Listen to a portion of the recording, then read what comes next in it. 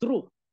Sa pagbabago pala ng buhay, kailangan pala ng tamang opportunity. Lagi kong itong sinasabi sa Zoom na to, tamang opportunity to become successful at para maging reality lahat ng bagay. Bakit? Kasi merong nagsasabi na sipag daw abasehan para yumaman. Isa na lahat ng OFW, ulitin ko, sana lahat mayaman na. Tama.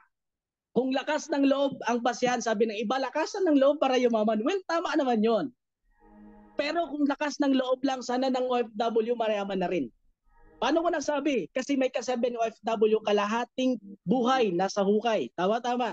Hindi mo alam anong madadatnan mo sa ibang bansa. But the truth is, hindi po talaga yung tamang opportunity. Kaya lang nasa ibang bansa, it's because of the responsibility na nandito sa Pilipinas. Pero if you want to change your life, find the right opportunity like this. Na empowered consumerism. Kung prayer lang, lahat ng tao nagpipray basehan para maging successful.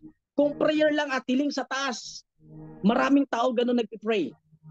Pero it's not enough lahat na nabanggit kong ganun. Andito ang Team Ultimax. We are empowered consumerism. We are Team Ultimax community na mag-guide sa'yo is the road trip to success.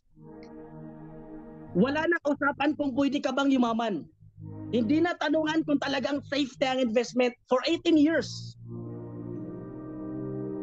For 18 years, sa company natin, ang daming na-build na maging milyonaryo. Ang tanong dito, sasabay ka ba sa pagbabago ng buhay? And 3 words. 3 klase ng tao sa mundo na dapat maintindihan mo kung saan ka dito. I-comment mo naman. Shout out sa lahat ng tambay na walang trabaho. Marami kang time masaya? Oo naman. Marami kang time masaya kasama yung family, yung anak? Masaya.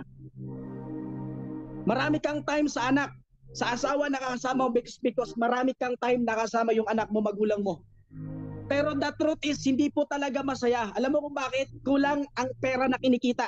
Hindi ako naniniwala na kahit maliit ang kinikita, basta magkasama-sama. Walang nagsasabing nanay na hindi nasasaktan na okay lang yan. Walang nanay na nasasaktan gusto ng anak hindi mabili. Bakit? Kulang ang kinikita. May time ka lang pero wala kang pera. Lahat ng OFW mostly nakaka-relate. Kaya ka pumunta na ibang bansa because may time ka lang pero wala kang pera. Kunti lang kinikita mo is not enough. Second, may pera ka monthly pero wala kang time. This time, bumabaliktad ulit ang sitwasyon. Calling to all first-timer. Bumabaliktad ulit yung sitwasyon na walang nagiging silbi yung 20 mil mo per month. Yan ang katotohanan. Na kahit gusto mo yakapin mo sa panaginip yung anak mo, wala kang magagawa. Na kahit gusto mong puntahan, even sa puntod, even sa kamatayan ng mga loved ones mo, never mo magawa. Ang dami nakaka-relate ng ganun. Even kamatayan, pag nag-declare amo mo, hindi ka pwede umuwi, wala kang magagawa. Walang silbi ang sahod mo, 20 mil per month. That's because wala kang time. May pera ka lang, pero wala kang time. Alin sa dalawa ang pipiliin mo, pera or time? Meron at merong magsasacrifice. Maniwala ka sa akin, meron at meron.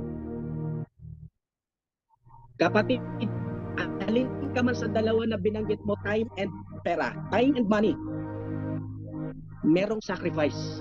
So, sir, anong kailangan? Pangatlo, we have time in financial freedom. Mga taong negosyante nakaka-relate. Mga taong negosyante na nandito sa Pilipinas kumikita ng malaki. Yun ang totoong buhay na masarap. Walang taong nagsasabi na, walang OFW nagsasabi, I'm happy. Walang OFW nagsasabi, I'm happy every day. I'm happy for more than 2 years after 2 years contract. Walang OFW ganun. Paano ka magiging masaya kung yung anak mo gusto mong mayakap everyday, never mo magawa? Paano ka magiging masaya every na gusto mong yakapin na magulang mo, walang silbi, 20 mil mo? That's the truth. Kaya this time, Team Ultimax is the right opportunity for you. Ikaw na lang ang hinihintay. Bigyan mo ng lakas loob at tiwala sa sarili mo dahil ang mga negosyanteng tao ang nakaka-relate lang doon.